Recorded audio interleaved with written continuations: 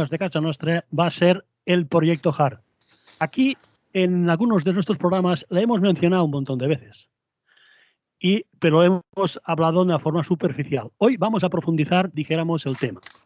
Vamos a decir qué es el HAR, qué opciones tenemos, qué positivo para nosotros es y qué parte negativa también tenemos, que es HAR.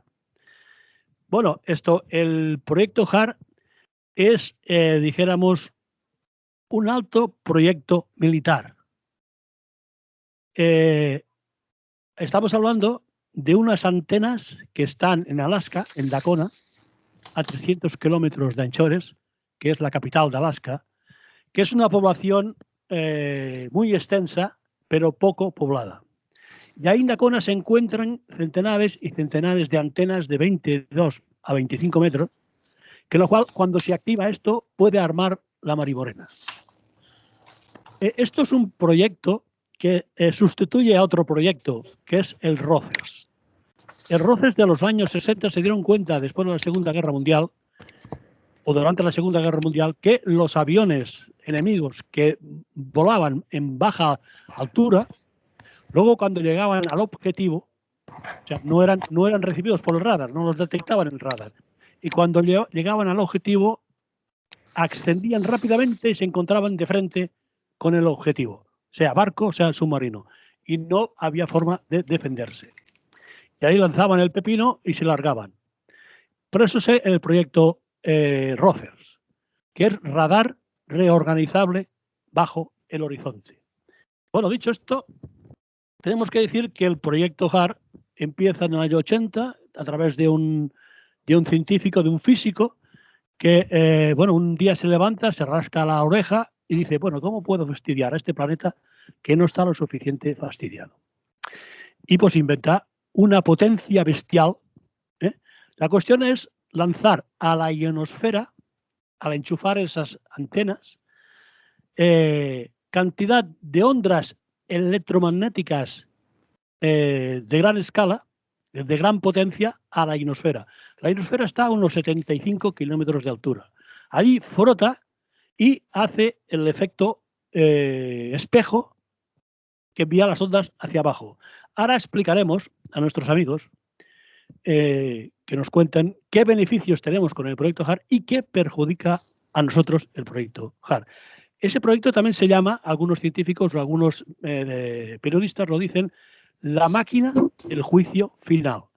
En el año 95 hay un libro muy visualizado de acuerdo con lo que explica de HAR, que es Los ángeles no tocan ese arpa. Bastante importante lo que explica ese proyecto, que ahora preguntaremos a nuestros invitados, Paco Quevedo y Xavi Soler. ¿Qué tal? Muy buenas, amigos. Buenas noches. Muy buenas. ¿Qué tal? Hola a todos. Encantado de estar aquí. Muchas gracias por invitarme. Soy gente con gran criterio por hacerlo. Muy bien, sí, tanto. Tú siempre tan modesto, Paco. Sí. Bueno, es una característica. La pregunta primera es, ¿esta arma electromagnética ¿qué la tienen los buenos o la tienen los malos? Bueno, vamos a definir buenos y vamos a definir malos. Sí, nosotros somos los buenos, ¿no? Pues nosotros no la tenemos. ¿No? Yo no, vaya, Paco, ¿tú tienes? No, pero estoy seguro de que en España también hay algún proyectito de control de clima. De hecho, hay denuncias. Hay denuncias en multitud de ciudades, de provincias y por multitud de agrupaciones de agricultores y ganaderos, sobre todo, ¿eh? Que no me digas que aquí en Cataluña tenemos eso, tío. No me extrañaría nada. Es más, creo que por ahí, por Gerona, ha habido algún movimiento en este sentido por quejas de siembra de nubes. Esa tecnología existe, ¿eh? ¿En serio? La tecnología climática existe, esto es innegable. Otra cosa es hablar del HARP como un inductor o como una tecnología capaz de manipular el clima a voluntad y en un determinado punto o generar algún desastre lluvia torrencial, terremoto y demás, en un... tener ese nivel de control es lo que vamos a discutir ahora. No sé hasta qué punto es posible. Hay quien dice que desde luego sí, pero oficialmente no es real. Segunda versión.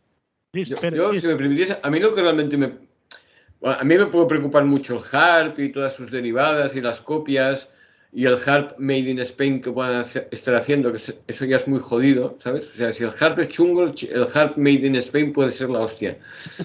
Pero a mí lo que me preocupa es, y es una reflexión genérica, y es que se hacen cosas, o sea, cuando tú diseñas el HARP, pensando que si tú lanzas ondas de alta frecuencia de la ionosfera, presuntamente puedes conseguir que llueva más, o que llueva menos, o que hayan tornados, o que no hayan tornados, yo qué sé, lo que sea que prevean.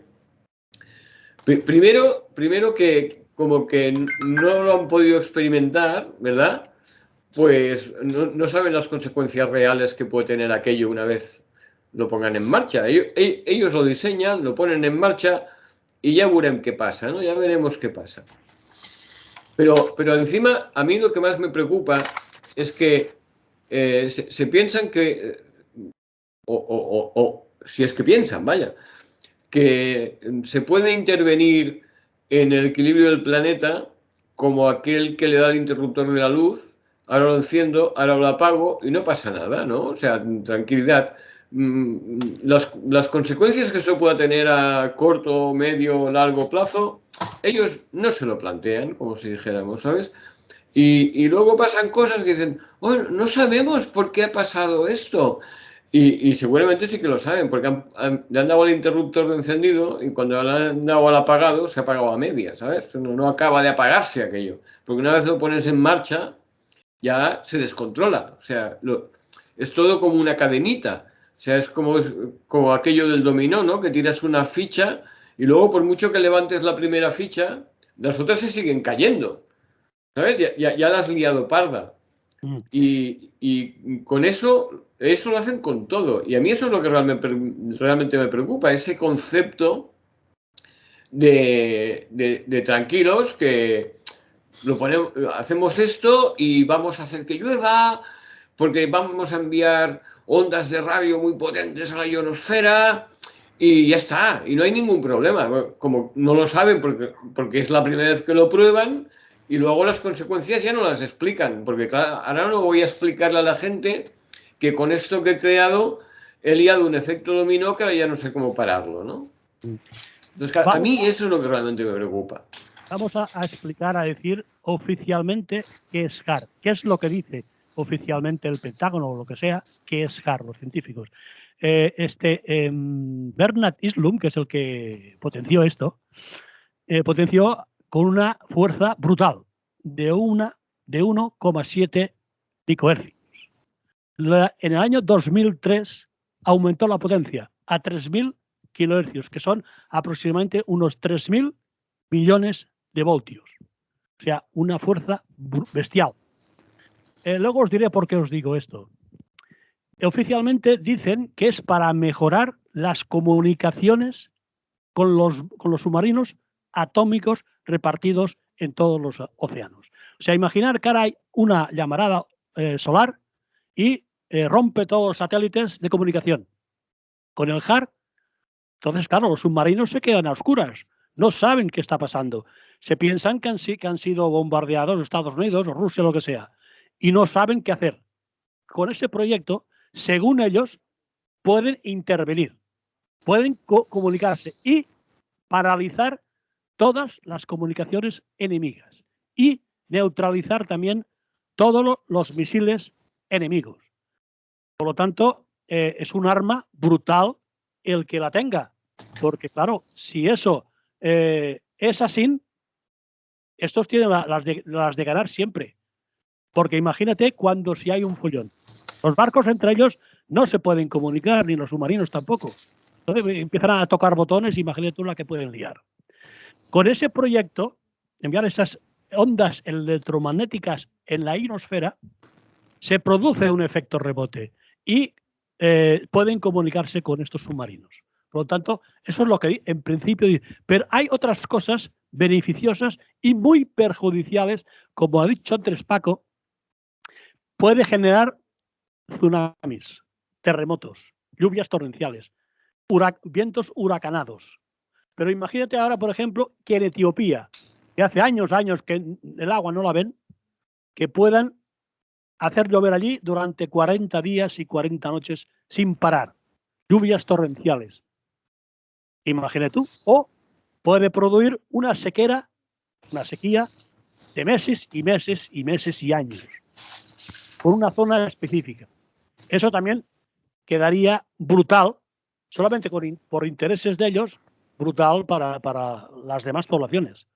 A ver, yo me gustaría que uno o el otro dijera la parte beneficiosa y la parte que nos perjudicaría muchísimo al activar esos proyectos. Esas antenas están en Noruega, están en Puerto Rico, en China, en Rusia, ya están prácticamente repartidas por todo el mundo. Cuando eso se activa, puede provocar una brutalidad, una bestialidad.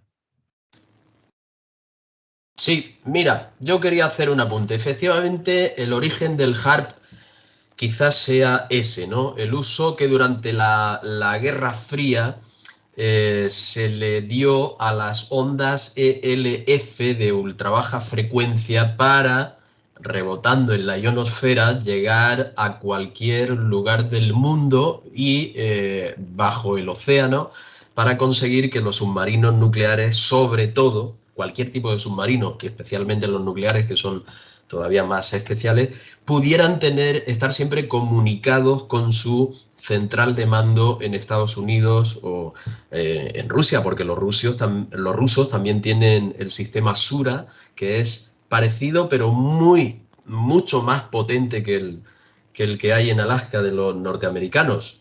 ¿Qué ocurre?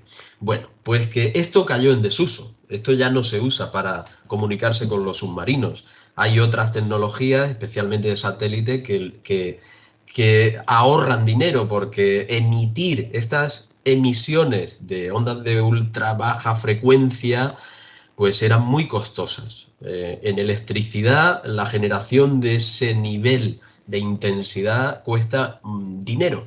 Militarmente se abandonó este uso y se continuó como uso para estudio. Oficialmente hoy día es estudiar el comportamiento de la ionosfera y especialmente las auroras, cómo funciona el sistema de auroras de alta frecuencia, cómo se generan estas altas frecuencias y cuál es la dinámica general de la ionosfera. A partir de ahí parece ser que, bueno, pues hay quien dice, por ejemplo, hay en la Unión Soviética, en 2002 se reconoció que los Estados Unidos a través de esto estaban desarrollando armas climáticas.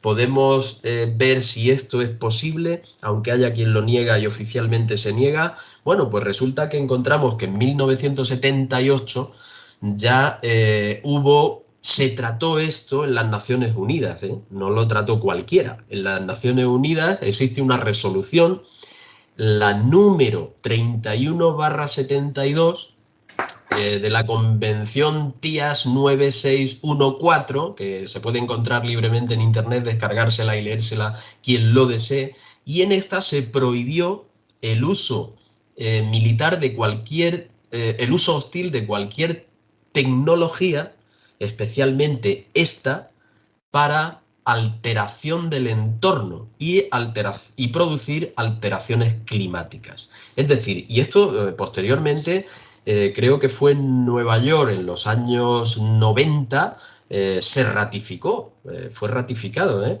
En varias reuniones de las Naciones Unidas se ha vuelto a hacer patente que esto debe estar muy controlado precisamente por el peligro que supone la alteración del clima. Estamos hablando del clima, el clima no es localizado. Si yo distorsiono una parte de la atmósfera, estoy incidiendo indirectamente en la dinámica de la atmósfera que puede que en otra parte tenga una resonancia o tenga un efecto que no se controla. Ahí es donde vamos. La ciencia, los militares, siempre quieren tener control sobre la naturaleza, pero a nivel planetario este control es prácticamente, hoy día, es prácticamente imposible de efectuar.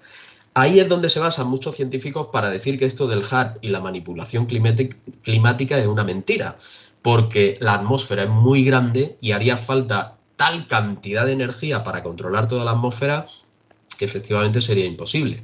Cierto, pero también es verdad que sobre una zona localizada de la ionosfera se pueden emitir y producir rebotes y calentamientos en una zona muy localizada donde rebotan esas ondas. De hecho, se utilizaban para comunicarse con un submarino que tiene una localización determinada y por lo tanto se sabe que emitiendo ondas y produciendo un rebote, este rebote cae en un sitio y en ese sitio se producen calentamientos. Los calentamientos automáticamente intervienen en el clima. Dicen que pueden disolver nubes y a eso hay que añadir que hay tecnología de sobra, siembra de nubes, yoduro de plata, que se vienen utilizando desde el año 57 para influir en la disolución de determinadas pequeñas tormentas para que un aeropuerto no sea cerrado, por ejemplo. Toda esta tecnología, como digo, existe y no sabemos hasta qué punto puede estar siendo utilizada, pero que existe y la tienen, lo ha reconocido Rusia cuando en las Naciones Unidas en 2002 ya dijo públicamente que sabían que los Estados Unidos tenían esta tecnología y posiblemente la estuvieran usando. De hecho, como digo, ellos han puesto en marcha, si el HAARP tiene 3,8 megavatios de potencia, es decir, 3,8 millones de vatios de potencia, el Sura tiene 190 millones de vatios de potencia. Pero es que la Unión Europea tiene el EISCAT en Noruega, que también hace lo mismo. Y para colmo, China ya ha desarrollado su sistema propio que dice que va a multiplicar por 10, o se supone que multiplicará por 10 el sistema HAARP. Cuando vemos esto y vemos que hay resoluciones de la ONU advirtiendo o prohibiendo el uso perjudicial u hostil de armas capaces de modificar el entorno y el clima, pues está claro que lo tienen. ¿Que lo están usando? Pues a lo mejor esa es una de las... lo que estamos viendo hoy día puede ser uno de los efectos secundarios de, si no el uso premeditado, sí las consecuencias de experimentación con este tipo de armas. Estos grandes desequilibrios que estamos viendo a nivel mundial, de cuando no viene al caso o no corresponde por la época del año, aparece una inundación tremenda que no se veía en los últimos 100 años, o cae una granizada en una zona desértica, pues a lo mejor son no solo efectos del CO2, que es cierto que está ahí, sino de a lo mejor un efecto secundario de experimentaciones en este sentido con este tipo de máquinas. No olvides, Paco, que también le dicen la máquina del juicio final, ¿eh? Si eso Mira, está todo, sí, se va sí. a no... Sí, fíjate, tanto es así, me alegro que lo digas porque te voy a referir una cosa y ya me callo, que está Xavi muy callado, lo tengo ahí arrinconado, pero acabo rápido. Mira, en 1947, a colación de esto, se creó el reloj de la medianoche humana, que los científicos, que algunos de ellos implicados en el proyecto Manhattan, acabaron públicamente llamándolo el reloj del fin del mundo. Esto es real, y para poner en hora este reloj se mantuvo a -10, se ha mantenido a -5, sabemos que a la medianoche sería el juicio final, sería la destrucción o la catástrofe que pondría en peligro la humanidad. Bueno, pues este reloj en 2018 pasó de estar a las 23, 57 y 30 por las tensiones internacionales, por el armamento nuclear. Hay una convención anual donde los científicos, especialmente los dedicados a los organismos de control atómico y desarrollo de la de la tecnología atómica, este reloj lo modifican la hora. En 2018 pasó a estar a las 23:57 y 30 segundos por las tensiones internacionales. En 2019 pasó a las 23:58, a 2 minutos, lo colocaron a 2 minutos del fin del mundo. ¿Y qué crees que tuvieron en cuenta? ¿Qué parámetro introdujeron nuevo para modificar y aumentar el riesgo de llegar a una catástrofe generalizada? Justamente la amenaza climática. No solamente las tensiones internacionales, las pandemias, sino la amenaza climática. Fue utilizada para poner en hora o revisar, adelantar hacia el precipicio ese reloj, porque estamos ante una amenaza que puede borrar la humanidad de la faz de la Tierra, ¿eh? Y no hacemos caso. La pregunta es, Xavi, si el aumento total hoy en día del cambio climático acelerado, la pregunta es, ¿está actuando HARP o es natural? A ver, natural no es. Es decir, ya hemos comentado ampliamente y además estos días está siendo noticia de portada la reunión que se está realizando en Glasgow y ya les cantaron a los gobiernos aquello del paro, le paro, le paro, le... Ayer se lo cantaron, ¿no? Diciendo mucho hablar, nada hacer, todo lo que hacéis es decir palabras. Y en serio que se lo cantaron, ¿eh? No es coña marinera, que metieron un altavoz delante del edificio donde se reúnen. Cierto y les metieron el original del paro, le paro, le paro, le... ¿Vale? Por lo tanto, normal no es. Entonces aquí tenemos, por un lado, las emisiones de CO2 que se han convertido en un mercadillo, y no lo digo con segundas, es que se compran y se venden las limitaciones de emisiones de CO2 de un país a otro. En fin, de la crisis climática han encontrado un nuevo negocio con el que vamos a mercadear sin ponernos colorados, ¿no? Entonces, esto por un lado. Luego, por lo que explica Paco, que como todos sabéis, yo soy un ignorante de la vida, esto del HARP se ha convertido como en la bomba atómica. Es decir, yo tengo la bomba atómica y de pronto la otra gran potencia dice, pues yo también, porque si la tienes tú, yo también la tengo que tener, porque así tendrás miedo de utilizarla para que no la utilice yo. Y va el otro país de más allá y hace lo mismo y al final todo el mundo tiene la puñetera bomba atómica y con eso todos tenemos la esperanza de que nadie la lance, ¿no? Bueno, parece ser que con el HARP pasa lo mismo, ahora todo el mundo tiene su HARP, ¿eh? Y todos, a lo mejor, parece ser, hay que creer que quizás, tal vez, sea posible que a lo mejor se moderen y no lo usen inadecuadamente. Pero la pregunta es, ¿cuál es el uso adecuado del HARP y sus derivados? Porque, como he dicho antes, y como muy bien ha explicado Paco, tú a lo mejor no puedes hacer una incidencia general sobre toda la ionosfera, pero es que no es necesario. Con que tú la líes parda en un punto concreto de la ionosfera no es una cosa que va por cuadrículas aisladas, que tú le cargas una cuadrícula y dices, ay, mira qué pena, me he cargado una cuadrícula. No, la ionosfera es un todo. Y si tú modificas una parte de la ionosfera, estás modificando la ionosfera. Y con esto quiero decir que esa modificación en esa parte tiene incidencia en todo el resto de la ionosfera. Y no olvidemos que la ionosfera pues tiene una cierta incidencia en el planeta Tierra, porque igual la ionosfera es parte de todo el conjunto terráqueo. Y a mí lo que me preocupa es eso, es que se lanzan a crear proyectos de los que tienen una cierta noción teórica de que si hago esto pasará lo otro, pero no saben realmente cuáles serán las consecuencias reales de apretar el botoncito y decir, voy a poner en marcha el HARP para ver qué pasa, ¿no? Entonces, claro, y si sumas que bombardeas la ionosfera, más el CO2, más el que yo compro y vendo mi capacidad de crear CO2 para que no sé qué, claro, ya todo el mundo está diciendo, hay científicos que dicen que ya podemos estar explicando que queremos conseguir que en el 2050 no haya subido la temperatura más de 1,5 grados, porque ya no hay nada que hacer, o sea que ya vamos tarde, ¿no? Que yo no sé si es verdad o mentira, porque como que hay versiones para todos los gustos, pero en respuesta a tu pregunta y de forma breve y concisa, natural no es.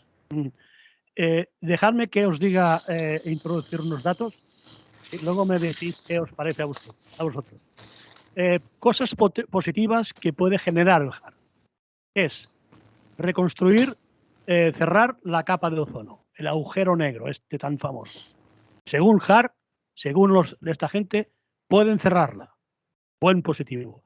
También, o sea, al invertir, al generar esas ondas hacia la Tierra, pueden ubicar los misiles nucleares que están a centenares y centenares de kilómetros bajo tierra. Y a más, descubrir nuevos pozos de petróleo y otros minerales interesantes, y el gas. O sea, esto es positivo. Positivo también es crear lluvia donde no llueve nunca. También es positivo. Pero claro, si enchufan esto, como saben que no lo pueden controlar, igual generan aquí algo que no termina nunca, que está lloviendo toda la vida. Claro, ese es el problema. En principio, eso es positivo. ¿Qué es el negativo? El negativo, pues que puede generar tsunamis, movimientos de tierra, terremotos, vientos huracanados, claro, y esto sin control es el fin del planeta, vamos. A ver, es que lo que ocurre es que toda esta lista que has enumerado de cosas positivas, de cosas presuntamente positivas y de cosas negativas y cosas efectivamente negativas, todo es teoría.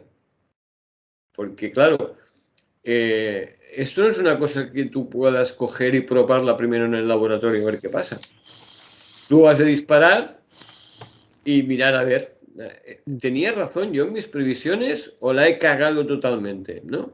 Claro. Entonces, claro, tú imagínate y dices, no, pues ahora vamos a conseguir que llueva en el desierto del Sáhara, que no llueve casi nunca, ¿no? Entonces tú aprietas el interruptor de vamos a hacer que llueva en el desierto del Sáhara, pero ¿qué vas a conseguir que lluevan? ¿10 litros por metro cuadrado? ¿100 litros por metro cuadrado? ¿500 litros por metro cuadrado? ¿1000 litros por metro cuadrado? ¿Qué cantidad de lluvia vas a conseguir? ¿Lo sabes? ¿Estás seguro de que lo sabes? No. Entonces, claro, y tú sabes que cuando apagues el interruptor dejará de llover o seguirá lloviendo durante 3 meses. No, amigo, aquí está. Claro.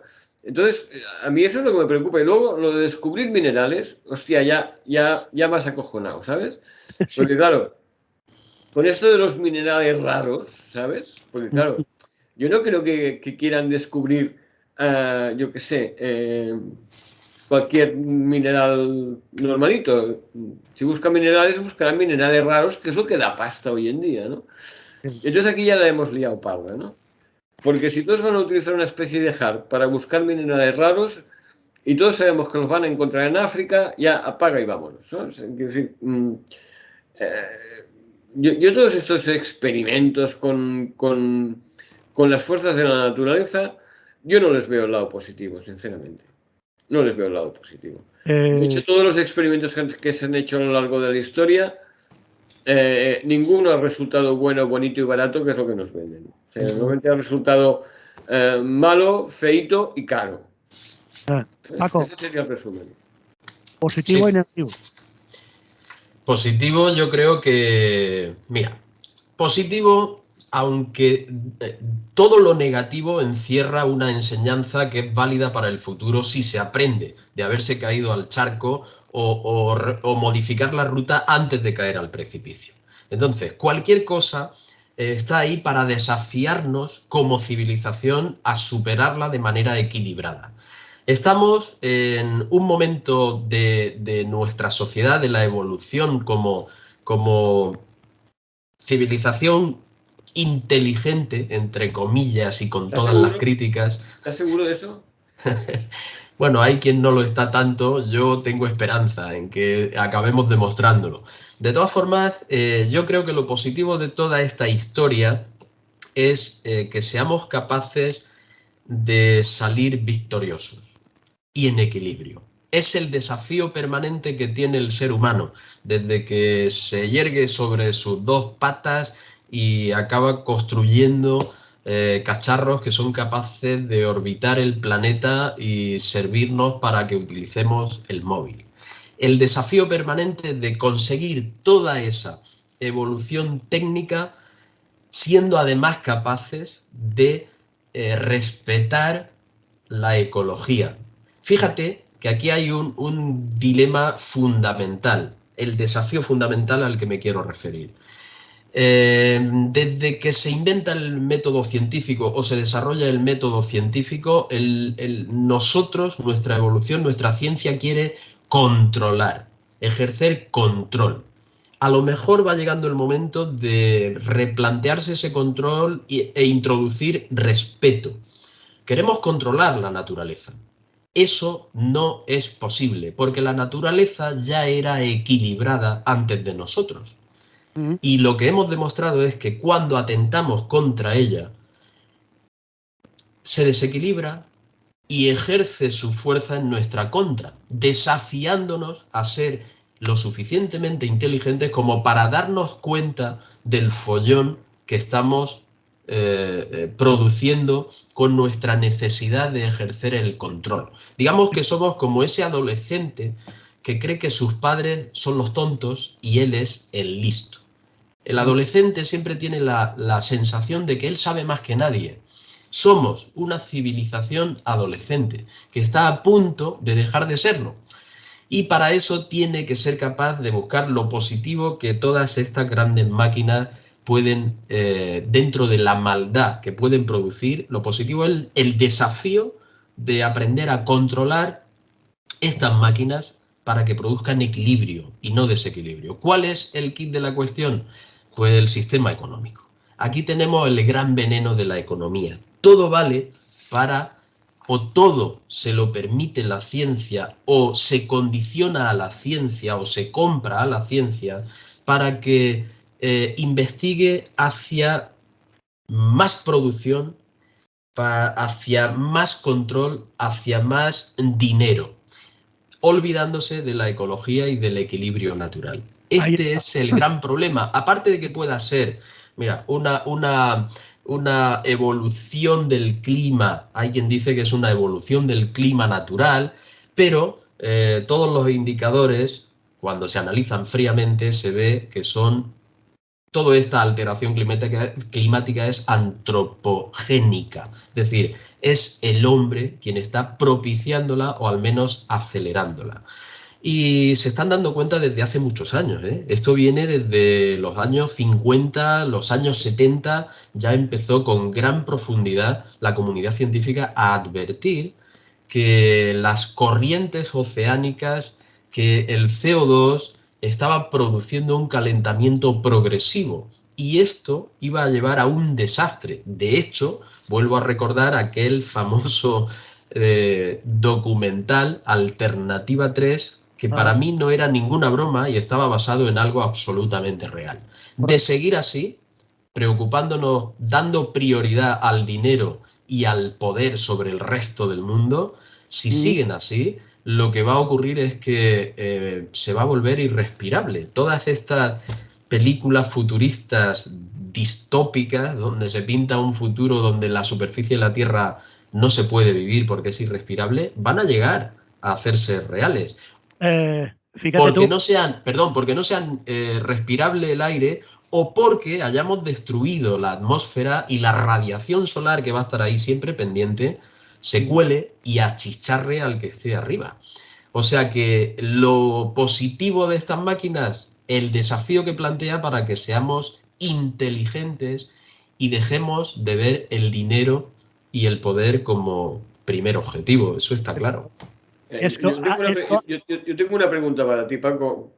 Cuando antes has dicho que esperas que al final salgamos victoriosos, por victoriosos la extinción no cuenta, ¿no? Digo que es una esperanza. solamente. Es que es lo último que se pierde, ¿sabes? No puedo dejarlo, no puedo ver todo oscuro. Aunque me veas un poco oscuro, no lo soy. Por dentro soy todo luz. Y luego eso de que somos una civilización adolescente, que parece ser que estamos jugando con cerillas. ¿Tú crees que ganemos la casa al final? Estamos al borde de prender fuego. Sí, tenemos la lata de gasolina en una mano y la cerilla en la otra. Y estamos preguntándonos, ¿qué pasaría ¿la liamos? ¿Qué pasaría si? ¿Qué pasaría ¿Y si junto estas dos cosas? Sí, mira, los experimentos es lo que estamos diciendo. Posiblemente toda la aceleración del cambio climático. Hace poquito han descubierto una cosa muy interesante que se llama circulación termohalina. Me estuve informando hace poquito. Sí, esto es... palabras, tío. Bueno, es como lo llaman los científicos. Yo solamente me hago eco de sus palabras. No, eso digo, que se inventan unos palabras, tío, que yo en serio, de verdad, ¿eh? Viene del latín, por lo visto, y tiene que ver con la temperatura y el agua y la circulación del agua en función de la temperatura que adquiere. Esto es muy importante, es de una relevancia extraordinaria porque es lo que permite capturar CO2 de la atmósfera.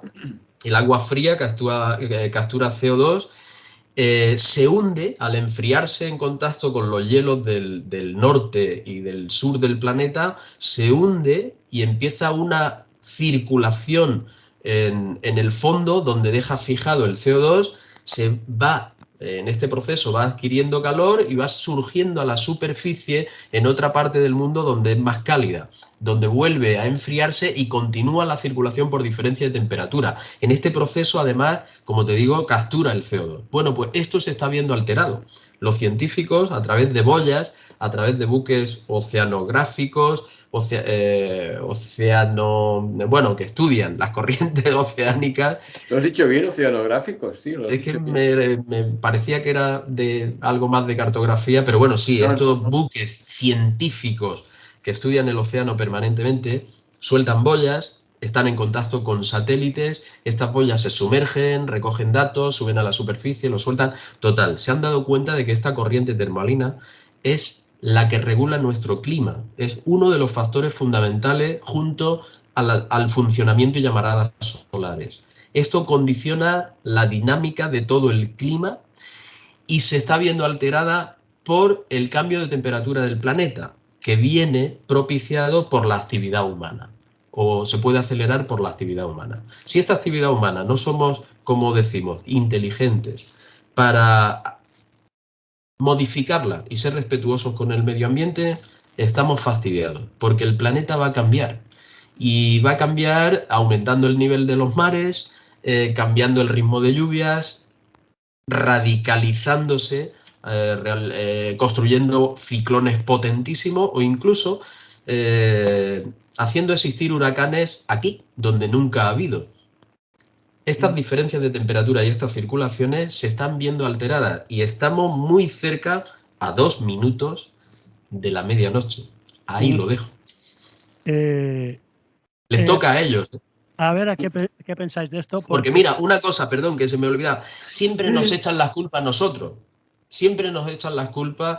Las culpas de todo esto es la civilización, es la sociedad. Pero no es cierto. Es cierto solo en una parte. ¿Quién construye los coches que contaminan? ¿Quién decide construir bolsas de plástico en lugar de bolsas de papel, como hace muchos años que ocurre en algunos países? La gran industria. Es la gran industria y sus lobbies y su forma de ganar dinero la que contamina. No somos nosotros. A mí me encantaría que mi coche fuese de hidrógeno o de placas solares. Ojo, no de baterías, porque las baterías en 7 años son una contaminación extraordinaria. Es decir, es la gran industria la que domina la política, la que domina la economía y la que domina y tiene la decisión última sobre qué va a pasar en el futuro. Si modifican sus formas de actuación, saldremos victoriosos. Pero no somos nosotros culpables. Nosotros podemos separar basura, eso es lo que podemos hacer, el plástico, tal, que está bien, hay que hacerlo. Pero ellos son los que construyen todo eso. Que dejen de hacerlo de una puñetera vez. que lo único que se le ha ocurrido es que la bolsa de plástico me la cobren a 5 céntimos. ¿Esa es la solución? Me quedo frito. Yo creo, Paco, que el riesgo grande que hay es que el planeta Tierra se haga independentista y declare la independencia de la humanidad. Del sistema solar. ¿Sabes? Y se haga un planeta errante. Bien. No, que declare la independencia de la humanidad. Y entonces, Bueno, a ver, la humanidad, sí. ¿dónde va a ir a parar? ¿Me entiendes? Que vaya descargando por ahí. A ver, introduzco más datos. El 26 de diciembre del 2004 ocurre el tsunami de Indonesia. Un año antes es cuando aumenta la potencia HAR. Un año antes. ¿Qué pasó ahí? Bueno, ¿por qué la gente tiene la mosca detrás de la oreja sobre Indonesia? Porque allí las potenciales de hostelería que querían entrar dentro de estas islas, la economía europea y americana, y no les dejaron, ¿vale? A partir del tsunami, aquello lo arrasó totalmente. ¿Qué pasó? Que al año siguiente estaban llenos de hoteles de americanos y europeos. Como aquello quedó totalmente arrasado, no tenían ninguna materia, absolutamente nada, y vendieron aquellos terrenos a bajo sueldo. Y allí entraron todas las multinacionales hoteleras del mundo. Entonces la pregunta es esta, ¿qué dice la gente? ¿Entró HAR ahí? Mira, yo es que ya sabéis que yo soy conspiranoico lo justito, ¿no? Ni la mitad que lo que es Paco, digamos, por decir algo, por poner una comparativa, ¿no? Claro, aquí la pregunta real es ¿causa o efecto? Es decir, todos sabemos, y por ejemplo el Estado español es un caso paradigmático, habría muchos otros, pero para poner uno de cercano, como si dijéramos, ¿no?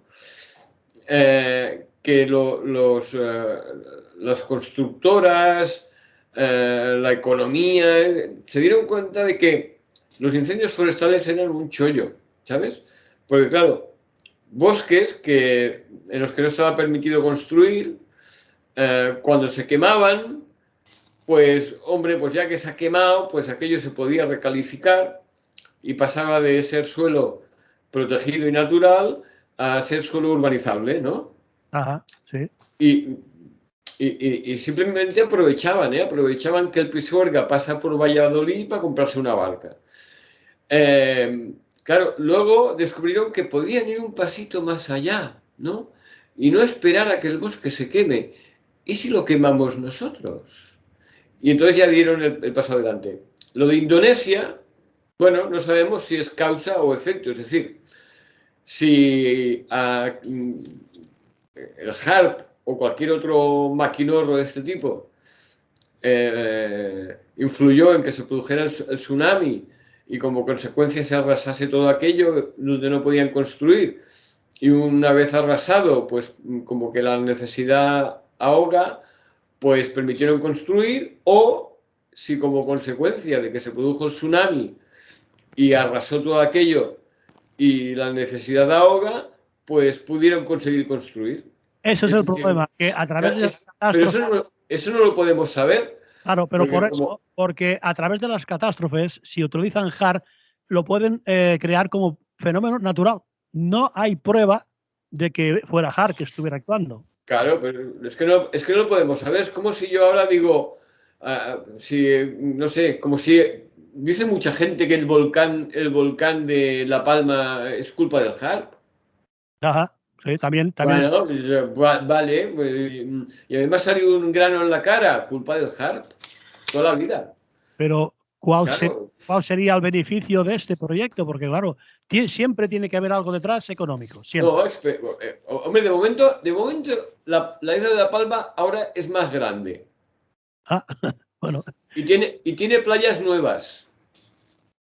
Y ahora inmediatamente, de forma inmediata, no se puede hacer nada, pero de aquí a unos años, igual como pasó con la lava que expulsó ese volcán hace 50 años, sobre esa lava se construyó. Y de hecho no todas las construcciones eran legales. Es más, hay que decir que muchas de las casas arrasadas por la lava están al descubierto de cara a las aseguradoras porque no podían asegurar la casa porque la casa no estaba construida legalmente, no era legal. Es decir, se construyeron casas en un territorio que había creado hace 50 años el volcán. Con lo cual te quiero decir que si el volcán en algún momento deja de estar activo, porque igual le da por estar activo ad eternum, ¿no? Pero en el momento que deje de estar activo, pasarán unos años en los que sobre ese terreno, que ahora no se puede hacer nada, se podrá construir. Y tampoco olvidemos que el terreno creado por la lava volcánica llega un momento que es muy productivo para la agricultura y de ahí las cantidades de cultivos plataneros que hay en las Islas Canarias, ¿no? Eso sería un beneficio. Pero es que de todo desastre, al final siempre hay un beneficio. Y atribuir que hay un beneficio a que alguien ha causado el desastre es fácil, pero no se puede demostrar, porque desastres han habido toda la vida. Es decir, gracias a que desaparecieron los dinosaurios, unos enanitos llamados humanos pudimos sobrevivir, porque con dinosaurios hubiéramos durado un telediario, ¿sabes? No sé si me explico. Hubiésemos sido comida fácil y rápida, ¿no?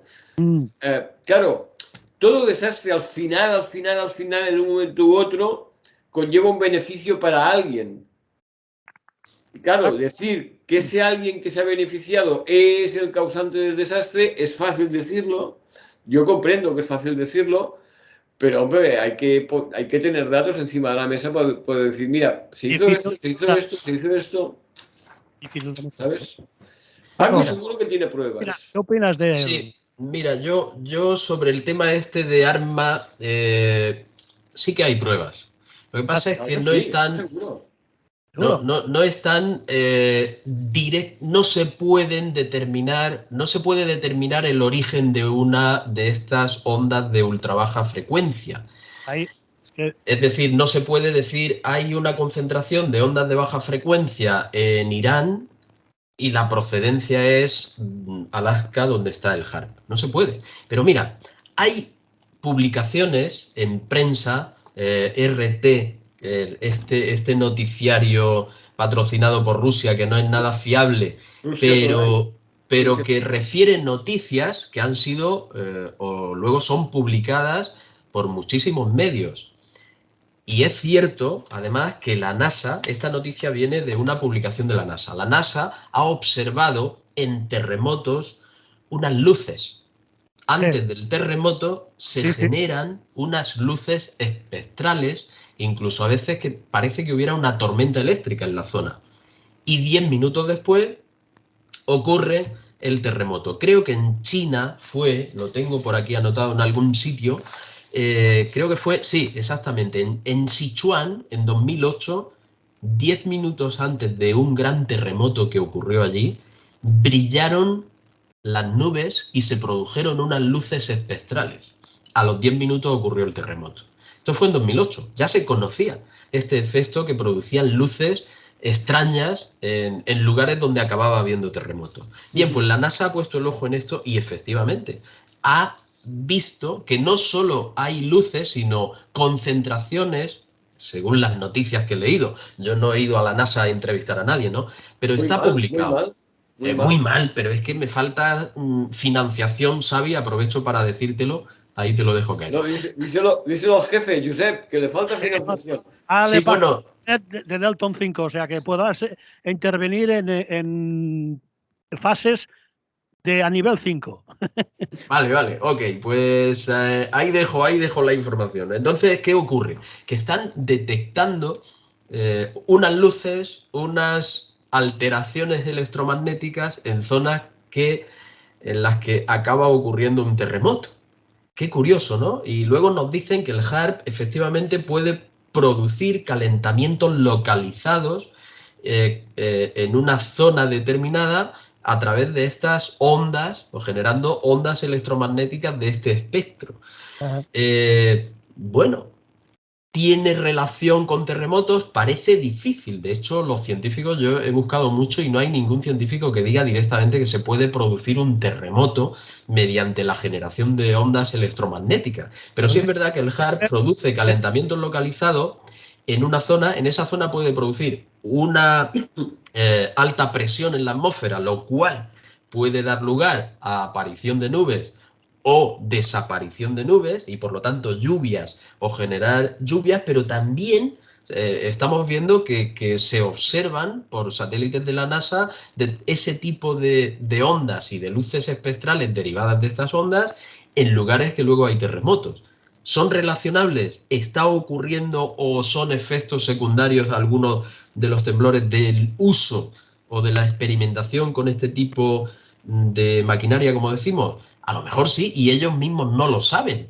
O sea, a lo mejor están utilizando esta máquina con un fin determinado para estudiar la ionosfera y no se están dando cuenta de que están produciendo alteraciones. O sea, puede que no sea adrede, es decir, no es un ataque organizado por una superpotencia a esta máquina. Puede que no lo sea. Puede que esta máquina tenga un origen, como dicen, benigno, con intención de ampliar las fronteras de la ciencia y conocer la ionosfera. Me lo creo. Pero no están teniendo en cuenta o no están observando lo suficiente los efectos secundarios de esta máquina, que puede tenerlos y pueden ser terremotos y pueden ser alteraciones climáticas que producen calentamientos que achacamos a la actividad humana. Bueno, de alguna forma... Estoy muy contento chicos, porque puede haber una hora después... movimiento, Espera un segundo. Estoy muy contento porque una hora después Paco ha dicho lo mismo que he dicho yo al principio del programa. Que ponen en marcha una cosa y no tienen ni puñetera idea de las consecuencias. Es cierto. Y fíjate, pero ha sido de desarrollo propio y estoy muy contento de ello. Antes lo mencionaba Paco, diciendo, bueno, Nikola Tesla, por ejemplo, la guerra que tuvo con Thomas Edison, la guerra que tenían, este era el descubridor de la corriente alterna. El Edison no, el otro, el que he dicho antes. Nikola Tesla. Nikola Tesla, correcto, junto con unos 700 programas más, entre ellos el descubrimiento de la radio. Formó parte de unas patentes de la radio de, ¿cómo se llama? El inventor de la radio. Marconi. Marconi, correcto. Bueno, Nikola Tesla descubrió que habría una gran fuerte de energía en Van Allen, en la ionosfera esta, que la televisión o la nevera o cualquier aparato con una antenita suficiente, no tenía que haber corriente ni cables ni nada, él aseguraba que podía hacer funcionar esto con una antenita solo. ¿Qué pasó? Que Edison ganó la partida. Edison, una antenita tampoco, era un pedazo de antena de 4 pares de narices. Con una antenita en la nevera, él decía que era suficiente. Pues eso, el gobierno le compró la patente a Thomas Edison. Neutralizó esa investigación de Nikola Tesla. Bueno, en realidad el experimento de Tesla consistía en que había una fuente principal, que era la que activaba esa red eléctrica mundial, que era un pedazo de antena que te cagas, que emitía déjame que lo diga así, un rayo muy bestia hacia la ionosfera, y eso creaba un campo de suministro eléctrico que entonces sí, con una antenita encima de la nevera o encima del televisor, encima de cualquier cosa, tú podías tener suministro eléctrico para aquel aparato. Pero de entrada había una super mega bestia antena que emitía un haz a la ionosfera, y eso es lo que provocaba esa corriente o ese suministro eléctrico mundial. Lo que pasa es que, claro, pero eso es como todo. BMW hace, pues no quiero engañaros, pero ahora unos 25 años aproximadamente, ya estaba trabajando con vehículos motorizados con pilas de hidrógeno. Y estaban en la última fase de diseño. De hecho, ya tenían vehículos cero en prueba. ¿Qué pasó? ¿Dónde está? Sí, sí. Y en cambio, se ha desarrollado el vehículo eléctrico que sí, en principio, a muy corto plazo, es más ecológico, pero a medio y largo plazo están poco o menos o más poco que el vehículo actual, porque todas esas pilas son contaminación pura y dura. Es como las pilas de los móviles, que no saben qué hacer con ellas, ¿no? Pues lo mismo, pero a lo bestia. Entonces, claro, ¿y qué pasó con la pila de hidrógeno? Que lo que crea es oxígeno. ¿Qué pasó? Sí, ¿Por sí. qué BMW, que tenía prácticamente en la fase final de diseño coches que funcionaban con pila de hidrógeno, luego se decantó por priorizar la pila eléctrica como todo el mundo? Ahora están poniendo en circulación vehículos con pila de hidrógeno BMW, pero la gran inversión ha estado en el vehículo eléctrico, como todas las marcas. Y yo me pregunto, ¿Por ¿es qué? el caso Tesla? Es decir, tenías la pila de hidrógeno que no genera contaminación, prácticamente ya acabada, pero se optó por la pila de carga eléctrica porque eso generaba retroalimentaba la industria preexistente a todos los niveles, porque no olvidemos que las petroleras desde hace mucho tiempo que están invirtiendo en estos sectores para cuando se les acabe el chollo del petróleo tener controlado el tema del vehículo eléctrico y todas sus derivadas. Por ¿Entiendes? último, La historia está llena de estos casos, está llena, llenísima. por último, me gustaría introducir, ya que vamos acabando, el tema de las ondas de baja frecuencia. Antes lo habéis hablado de alguna forma, ¿no? Pero ondas que afectan al cerebro humano. El cerebro humano actúa cuando está descansando a 7 ciclos por segundo y cuando está activo a unos 14 o 15 ciclos por segundo. Algunos menos, pero bueno, vale. Claro, estas ondas de baja frecuencia afectan al cerebro humano. Imaginad vosotros que esas ondas se activan y neutralizan a todo un ejército que va a actuar y pues lo bloquean. Le entran en una fase de, bueno, pues de pasota o agresiva, que aumentan más agresivos o que es de afecto durmiente, que no reaccionan. Eso en realidad puede hacerse en hard.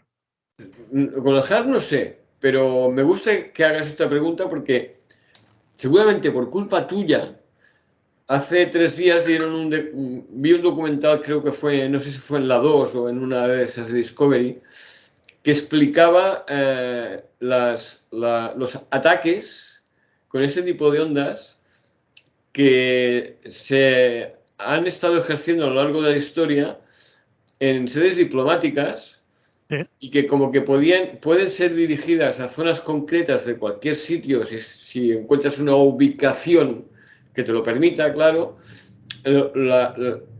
atacaban a las partes de las sedes diplomáticas donde estaban los servicios de inteligencia y los servicios militares del país de aquella embajada. Y esto lo habían utilizado los americanos, lo habían utilizado los rusos y lo habían utilizado los cubanos, pues estos y los rusos contra los americanos y los americanos contra los rusos y los cubanos en las sedes diplomáticas. Es decir, no hace falta el hard.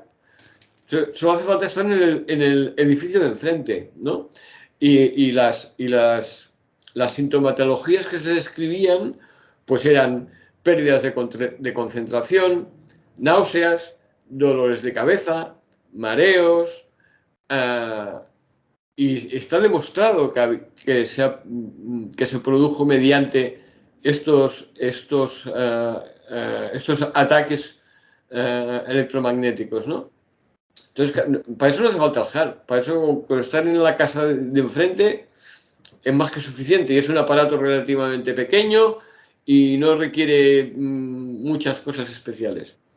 Quiero decir que, claro, si lo haces con el hard ya yo no sé si dirigirlo a un ejército podrías. Dejarías cao a toda la población de una gran zona, porque una vez lo diriges hacia la ionosfera, cuando baja hacia abajo no baja como un rayito, como un hilito que va a parar a una zona muy pequeña. Eso abarca una zona muy grande. Es decir,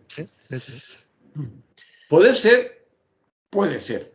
Paco. O sea, pues hombre, esto que dices es derivado y efectivamente es una de las cosas que le han observado al HARP y a los cacharros similares como los que hemos dicho, ¿no? El Sura, el que tienen los europeos en Noruega, y los chinos efectivamente están investigando en este sentido. Esto se llama la cavidad que fabrica la ionosfera o que determina la ionosfera con la superficie terrestre. Esto hace mucho tiempo, creo que sería por 1800, 1900, hace muchísimos años, no sé decirte, pero sí sé que fue Otto Schumann, Wilfred Otto Schumann, el que en 1952 propuso la existencia de esta cavidad resonante que ya se había observado que se activaban estas ondas de ultra baja frecuencia mediante los rayos. Esta cavidad resonante se ponía en funcionamiento y eran detectables estas ultra bajas frecuencias. Bueno, esta frecuencia que tiene la frecuencia más baja a la vez que la intensidad más alta en 7,83 hercios, eso actúa sobre el cerebro. De hecho, a la resonancia de esta capa se le ha llamado la capa cerebral terrestre porque resuena a la misma frecuencia que nuestro cerebro. De hecho, se dice que uno de los efectos secundarios perniciosos que pueden tener estas máquinas actuando o emitiendo ondas de ultra baja frecuencia que rebotan en la ionosfera y por supuesto van a llegar a la superficie terrestre, es que puede actuar y condicionar el funcionamiento de los cerebros humanos. Hay que saber que nosotros tenemos una bioelectricidad, unas ondas electromagnéticas que resuenan a 7,83 hercios con esta capa que descubrió o propuso Otto Schumann y que el primero en demostrar que existía fue Nikola Tesla.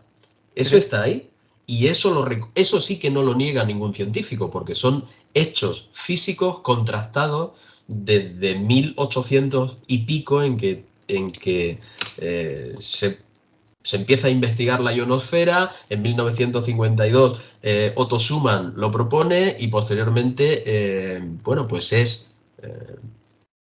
es visto que existe, que funciona y es aprovechable, parece ser, como estudio por quienes operan el HARP. ¿Podemos estar en peligro? ¿Pueden a distancia focalizar la emisión de estas ondas ultra bajas ELF para afectar directamente e intencionalmente a una población? No se me ocurre decir que sí, pero la técnica y la física dicen que sería posible. Pero fíjate, Paco, que si estuviésemos hablando de que las guerras actuales son guerras convencionales, es decir, que un ejército de 500.000 tíos se enfrenta en un campo de batalla a otro ejército de 500.000 tíos, pues eso tendría un cierto sentido, solo un cierto, porque ¿cómo consigues en un campo de batalla en el que hay 1 millón de tíos de 2 ejércitos focalizar esos rayos de ultra baja frecuencia para que afecten a un bando y no afecten al otro? ¿Sabes? Sobre todo cuando ambos bandos están en movimiento todo el rato, ¿no? Esto es una. La segunda es que ahora esto ya no funciona así. Ahora los combates se producen con tropas muy reducidas y con armas que funcionan a distancia. Entonces, ¿de qué manera tú puedes neutralizar un ejército enemigo cuando el ejército enemigo está compuesto por computadoras que están a miles de kilómetros de distancia de donde está la batalla? Hay que saber... Claro, es que es muy complicado, digamos. Es muy complicado. No, pero fíjate que esta resonancia también se ubica en torno a los 60 hercios, creo recordar, por debajo de los 180 hercios, y ahí en ese rango de funcionamiento también están muchísimos aparatos electrónicos. Es decir, podríamos tener un arma que a distancia apague o anule la operatividad de aparatos electrónicos mediante estas frecuencias que son capaces de resonar en la ionosfera. Y te voy a recordar una cosa, podemos buscar en YouTube, quien quiera hacerlo, cómo en Rusia, en zonas que no están alejadas de donde está el Sura, han aparecido y se han grabado, gracias a que hoy día los teléfonos móviles pues son los grandes chivatos, y me alegro muchísimo, lo graban todo, cantidad de coches, pero hablamos de cientos de coches que a la vez se ponen en funcionamiento las alarmas durante la noche y en el mismo segundo dejan de sonar las alarmas de esos coches. Eso está grabado y el otro día hubo un programa de televisión que lo emitió. En internet lo podemos buscar. No solo hay un caso, hay más. Y la gente está extrañada de por qué ocurre. Dicen que son por tormentas eléctricas. Pero a lo mejor no había tormenta en ese momento. Ahora vienes a la mía. Si tú quieres atacar un ordenador que está en un ordenador de guerra, un equipamiento informático de guerra que está en el Pentágono o en Nueva York, porque puede estar en Nueva York tranquilamente, es imposible apagar solo aquello. O sea, apagas toda una zona. Sí. Es decir, ya no es aquello de decir anulo un ejército, no anulas un ejército. Estarás anulando mentalmente toda una población entera. Claro, ¿sabes? pero que no es tan sencillo tampoco, ¿eh? Decir, no, esto lo voy a utilizar para anular una fuerza de combate. No es tan fácil, ¿eh? No es como un rifle que apuntas y disparas. No funciona así. No es selectivo, digamos, ¿eh? Puede que no tenga el nivel de detalle, pero como arma es extraordinariamente efectiva, puesto que sin bombas, sin destruir, sin matar, anulan la capacidad de poder, por ejemplo, las comunicaciones. Las comunicaciones son fundamentales. Y puedes alterar, se dice, hay científicos diciendo que con este tipo de onda se altera el pensamiento de las personas. No dicen se puede alterar, sino que se altera. Es y que el comportamiento. Se aumenta la agresividad, se pone más. Bueno, ahí está, por ejemplo, yo no sé si sabéis, tenéis por eso Paco está como está, porque las ondas lo atacan. Mira, tengo el foco puesto aquí arriba. Voy a ir ahora mismo a por el sombrero de aluminio, que sé que es lo que funciona. Vosotros no lo habéis visto, pero yo sí que lo vi. Cuando tenía 10 o 12 años, vi a un señor en la plaza del Cordobés con un aparatito que parecía en la radio y una antenita en medio de la plaza con una bata blanca, y venía un toro de 500 kilos, pero a machacarle, y apretó un botón de aquel aparatito y el toro se paró. Antes de embestirle con los cuernos, se paró y se tumbó al suelo, se puso muy dócil y, oye, se acabó la agresividad del toro. Eso salió en televisión. ¿Eso no era aquella película Con cuernos y a lo loco? No. Eso es una prueba científica que es un neurólogo que se llama Manuel Delgado, me parece que se llamaba. Un científico que estaba en la Universidad de Jersey y estuvo aquí en la plaza del Cordobés, que salió el toro y el tío con un aparatito. Se llamaba José Manuel Rodríguez Delgado y efectivamente fue uno de los pioneros en esta investigación para controlar. Aquel lo que quería hacer era controlar o poner remedio al Parkinson, a la epilepsia, a la depresión y todo esto, implantando electrodos en el cerebro. Empezó con animales y quiso hacer una gran demostración precisamente con esto que defines tú, en una plaza, en un ruedo, cómo se podía anular la voluntad, el movimiento y todo a un bicho, un toro de 500 o 700 kilos. ¿Puedo hacer una preguntita? ¿Había una previa en la que le habían puesto electrodos al toro? Sí, lo llevaba puesto, efectivamente.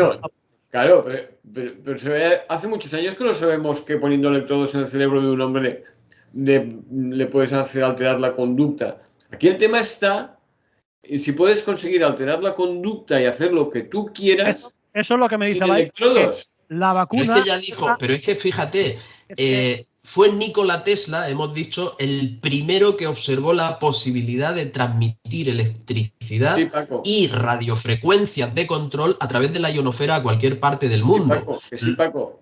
Pero tú Por eso lo que no puedes es controlar los efectos a tu conveniencia. No lo sabemos, si lo Claro, si lo saben hacer o no. Tú sabes que alteras el comportamiento, sabes que produces dolores de cabeza, mareos, agresividad, no sé qué, pero ¿qué hará aquella persona cuando se siente afectada? Eso es lo que no sabemos. Bueno, no sabemos si Igual es por apretar el botoncito rojo, ¿me entiendes? Sí, pero no sabemos hasta qué punto llegan a ser precisos, porque mira, ayer en el telediario vi que en Alemania, la embajada de Rusia, un señor acusado de ser espía, doble o algo de eso, un agente que revela secretos o algo así, se había tirado al vacío cuando no había nadie.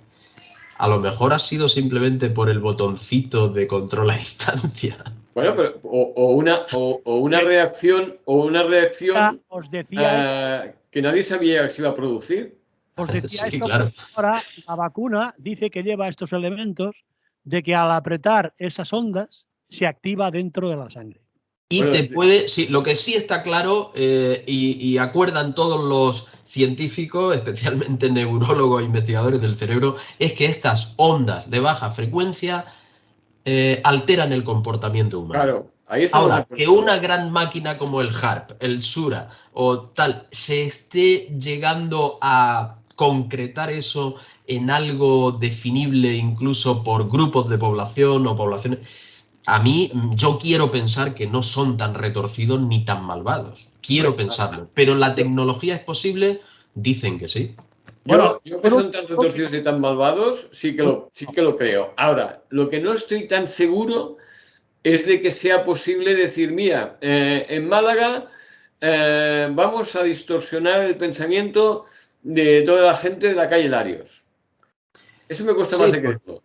No, es que yo a lo mejor no llegan, saben que se descontrola el comportamiento, pero no saben hacia qué, hacia la bondad o hacia la maldad o hacia la autodestrucción y por cierto, o hacia dónde. Porque si no manejarían el voto, ¿no? Dirían, no, oye, aquí en España hay elecciones, vamos a votar todo y le doy a la máquina para que voten al PSOE. Dije que y con relación a lo que decía Josep, las vacunas, que sepáis que los que se ponen la vacuna acaban teniendo ojos azules. Mira, mira cómo ha pasado a mí. Mira cómo ha pasado a mí. ¿Cuántas te has puesto? Los tienes muy azules. Las dos dosis, tío. Y, mira, con 2 dosis. La tercera te los pone celestes. Directamente. Bueno, ya veo que es así. Bueno, terminamos ya. ¿Qué saldrá de lo de esos de los cambios climáticos que están hablando? ¿Qué saldrá? Nada. Lo que he dicho yo antes. Parole. Sí. Bueno, pues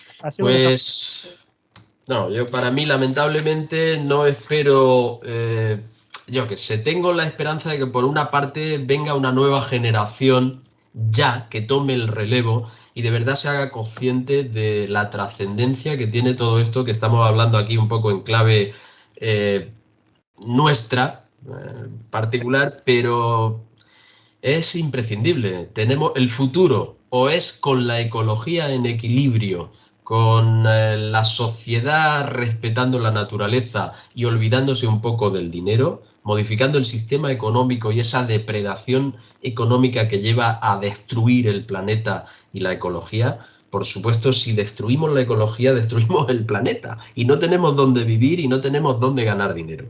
Eso tiene que modificarse. Está más claro que el agua. Que seamos capaces de hacerlo es el desafío que tenemos que llegar a superar.